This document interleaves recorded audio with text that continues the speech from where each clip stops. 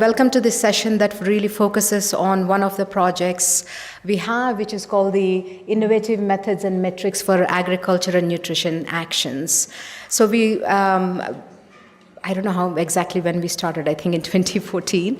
The project was initiated and it ends in 2019. And we wanted to provide an update on the project and how far we have come, and then break out into groups to discuss some of the methodological innovations that the researchers are undertaking currently.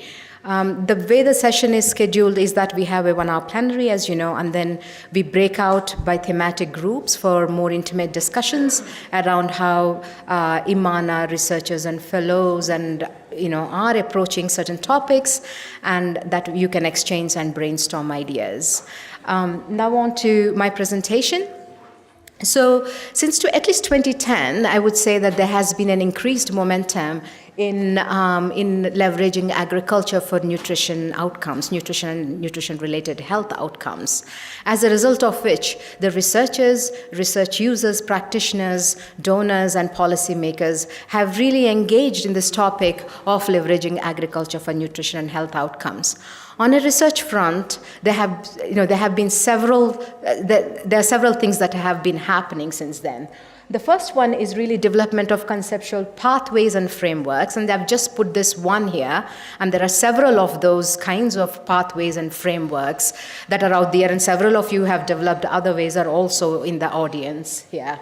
And so what these conceptual pathways enable us to think is the potential ways in which agriculture can impact nutrition outcomes and aid our inquiry into that topic. And then there have been the development of frameworks on how do we interlink these, to guide our data collection and data analysis. One of the things that has happened in the earlier part of this body of work was really that these kinds of frameworks have been limited to subsistence farmer rural household models. And I will get back to this in my presentation later on what's happening on that front in the next generation of research. The next thing that has been happening since 2010, at least in this surge of interest in agriculture for nutrition, is evidence synthesis and evidence generation.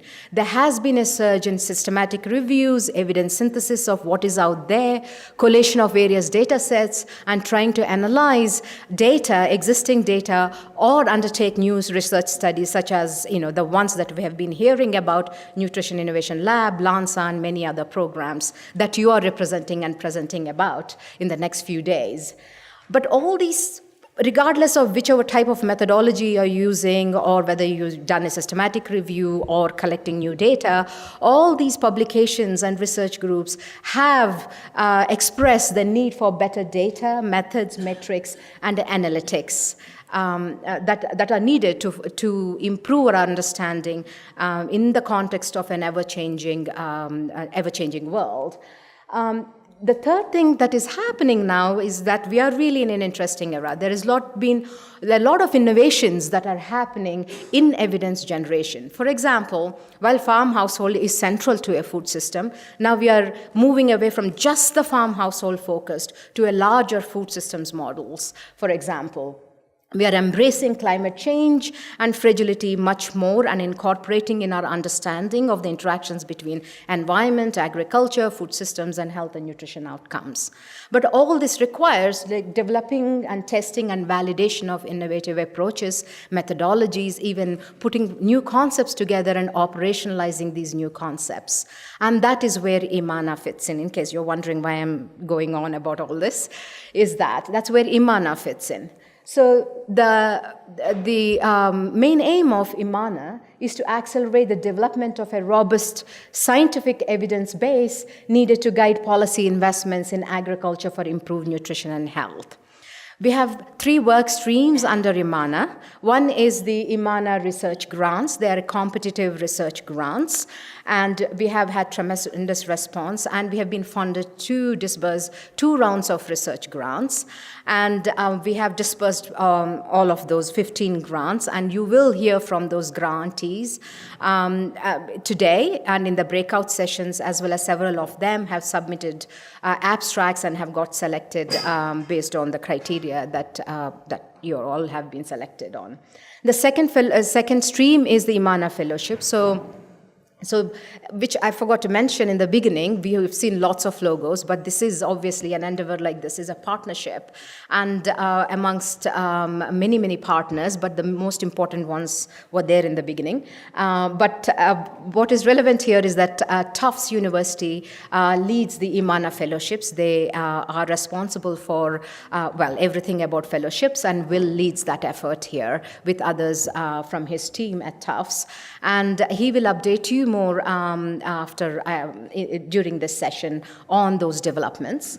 And the third work stream is the Agriculture, Nutrition and the Health Academy, where you are today and is one of the key flagship activities we have is the Academy Week. And we have, of course, that's not the only thing we do at the Academy or the Academy partners do. We have several other activities. I will update you on some of this tomorrow, but I will point you to some of the developments that have happened on certain aspects of the Academy today. So this is a very busy slide. What I'm trying to just merely say here is that the grants we have funded, these are the lists of grants. We try to map what we have done and what kind of grants we have. We have some grants that develop methods, some that develop methodologies, and that some aim to do both, right? And the colors are basically the blue ones are the round 1 grants and the black ones are the round 2. Now, we have also tried to map this somewhat thematically. This is somewhat of an imperfect exercise and proved to be a lot more complex than I anticipated, because I thought, 15 grants, of course we can just sort them out into some neat buckets. And it wasn't that easy, and it's still an ongoing process. We keep wondering if we can cut the pie in a different way. And what we have done is also to map them across around the following, right? Whether they address the farming household level drivers, or are they looking at the more systems level approaches, or are they consumer based ones? And remember, all the grantees are here, and you will meet them, and they're also all named here.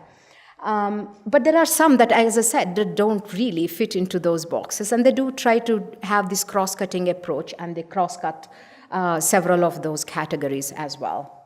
And so those are the ones that we have. And today we are breaking up into our breakout groups when thematically, in the following themes. We can also think of mapping these grants that we have in the following ways, and that's how we are breaking up into the groups today. And you will again hear more of that in the next few minutes.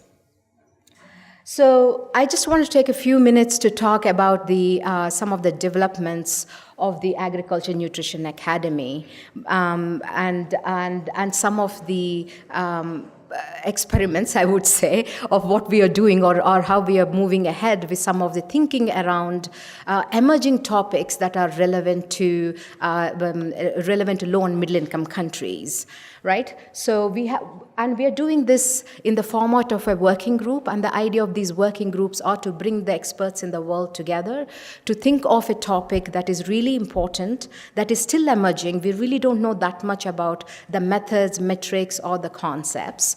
And think about what do we know about this and where do we need to go? How do we need to maybe adapt applications of these concepts or methods and metrics from high-income countries to low- and middle-income countries, as the heterogeneity of low-income, middle-income countries is really important, right? We cannot just take one measurement that's useful in high-income country setting where markets are much more structured, for example, and apply in low- and middle-income countries.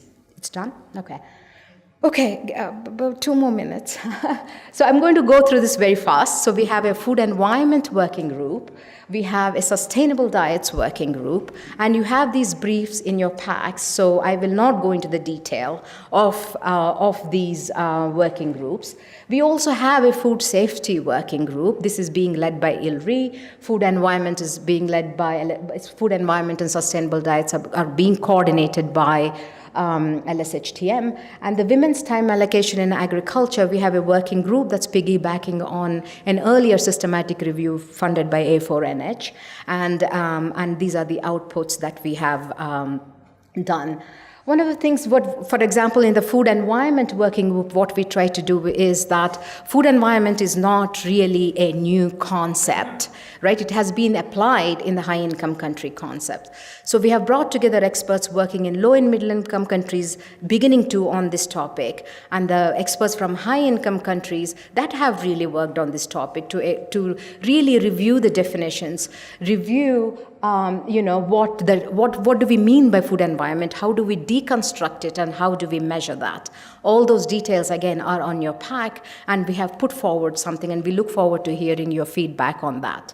The second one is something that some of you went to today, which was the sustainable diets game. And sustainable diets is a very heavy terminology. It has lots of dimensions again. And then we came up with the idea of developing a game that can actually facilitate consensus building on what sustainable diets mean, what the policy options are in a given context. We have a poster on the on the food safety metrics. Again, food safety is, and the metrics are not new for high-income countries, but this is a really important and emerging topic. So please visit Delia Grace's poster tomorrow or the day after, I'm not entirely sure, but she's around, and please go and talk to her. And the time allocation working group basically dealt with how time use is being measured, how it is being conceptualized, how it is being operationalized, and how it is being interpreted.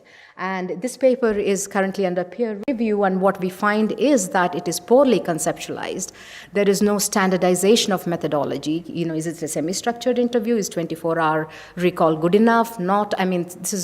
That actually, again, limits our interpretation of what we get out of this data and get out of these results. So we have identified those as some of the key gaps and as a research agenda that needs to move ahead through these working groups. With that, sorry, Anna, I took longer. I invite Christine to go ahead and give us a flavor of what they have been engaged in round 1 grants, and then EK will do that. So the round 1 grants are almost well ahead into their work, and I think we will hear something quite exciting now.